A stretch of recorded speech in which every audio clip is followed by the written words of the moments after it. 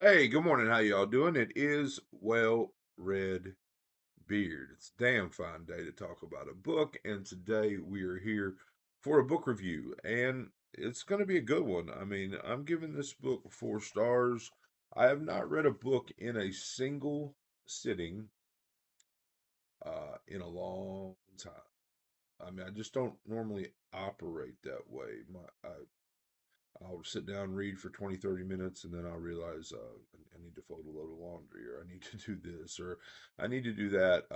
This book was pretty much single sitting. I mean, not single sitting, but definitely one evening between I mean, I think I read the first 100 or the first 90 pages or so, early in the evening and then wrapped it up at night. Now, a lot of that is thanks to the fact that I've been a little bit under the weather and I got a steroid shot yesterday and I couldn't sleep. But yeah, this is a great book, two great stories, and this is a new to me author, which that's awesome. But the negative is that Nate Southard, for whatever reason, does not have very many books that are actually in print. Like, you cannot buy a copy of this, at least not easily. Like, it's not available on Amazon, and I couldn't find one on eBay either. This is from Sinister Grin Press. I think it came out sometime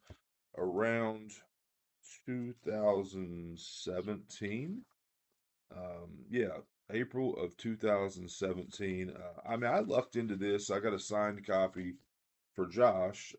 I'm not Josh, but in a lot on eBay. I bought a lot of like four signed um, horror or independent small press horror novels off of eBay, and this was in it. Now, I picked it up on a whim.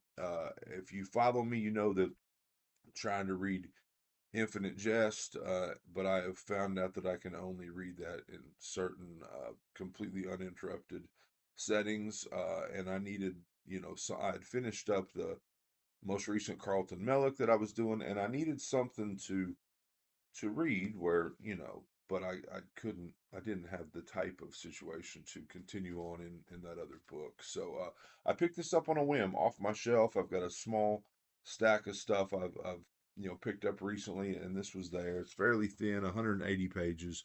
Picked it up and knocked it out in a single night. Yeah, great. 4 stars.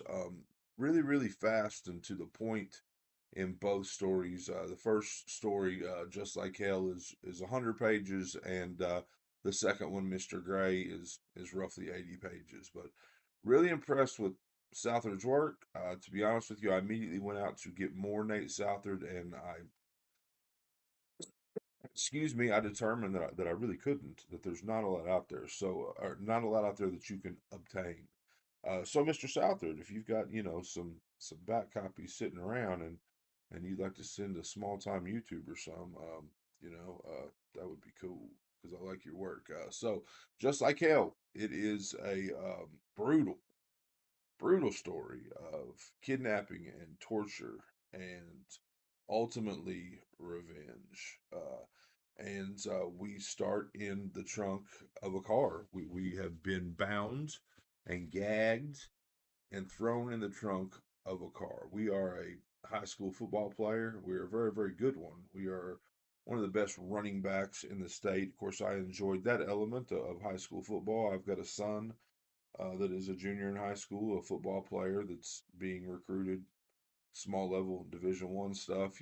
So the whole idea of you know, football and college offers and things like that. Our main character has like 4 college offers, and one of them's to Texas. Takes place in Texas. Nate Southard is, I don't know if he's from Texas, but he lived in the Austin area when this book was published. So he's got an offer to Texas, man. His future is bright.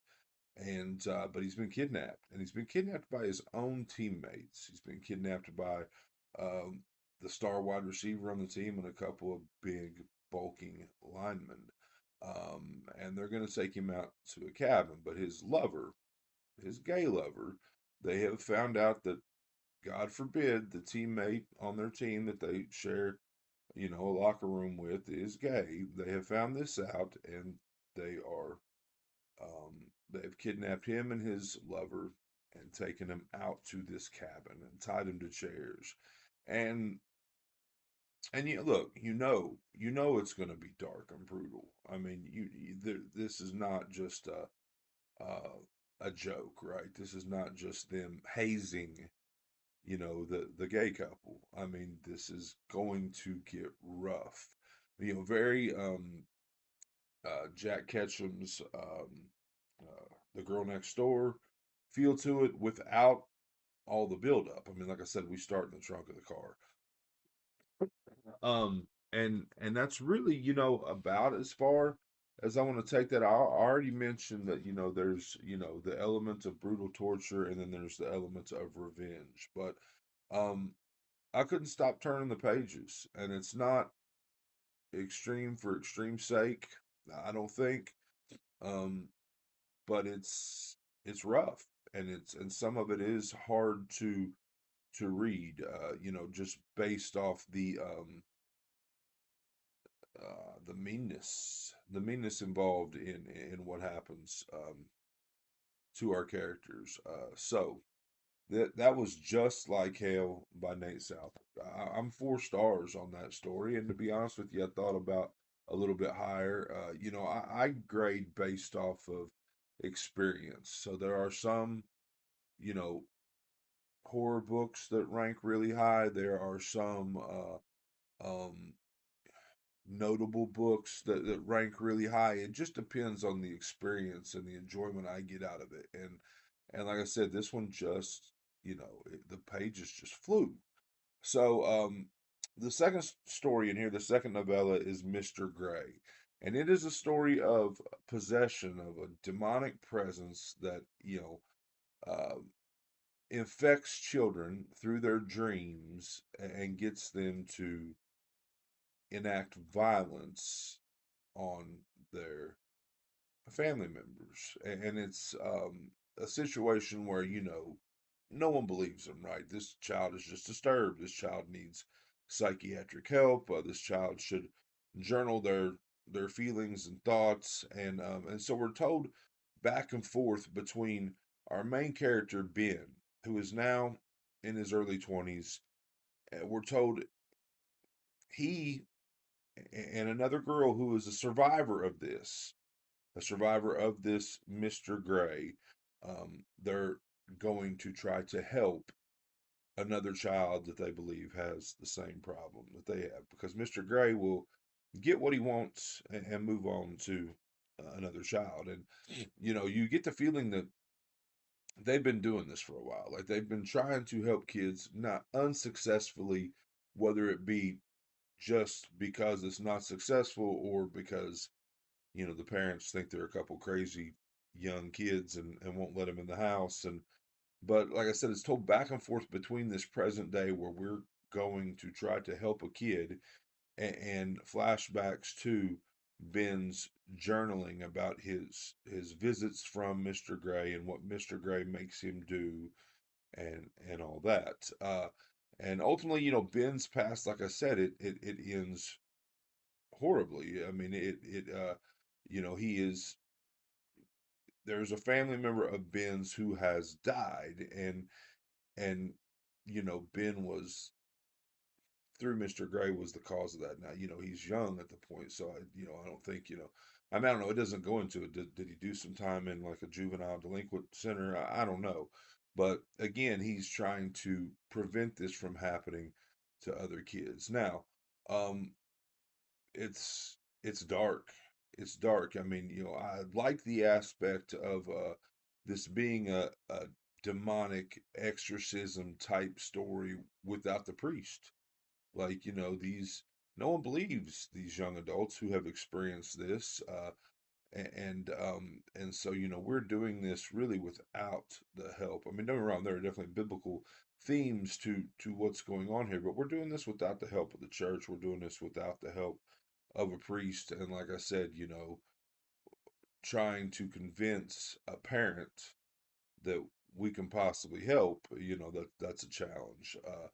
But so it's a really cool story. And like I said, possession. biblical themed horror stuff is one of my favorite subgenres.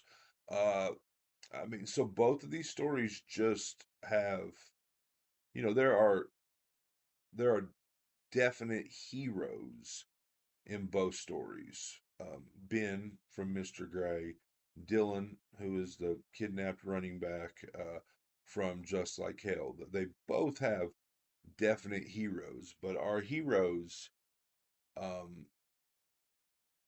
they they're left. I mean, I don't know. I guess you would call them dark heroes because they're both left in precarious positions. Like neither one of these stories have.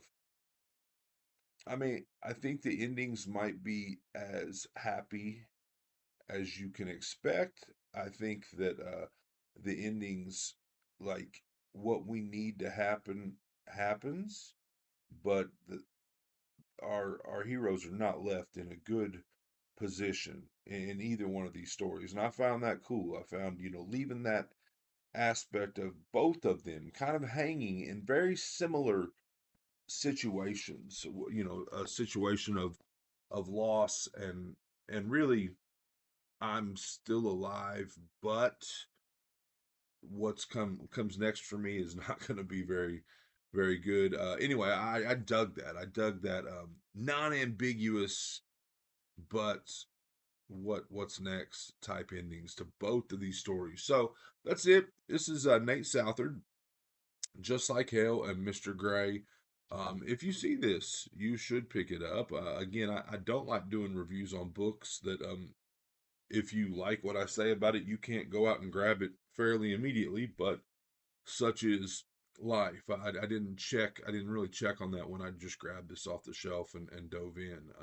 But if you see this, you should definitely pick it up. And I don't know, uh, I mean, I'm interested in getting my hands on some more Nate Southard. So this has been What Red Beard. I hope you enjoyed it. I hope you're enjoying all your books as much as I am. If not, you are reading the wrong damn books.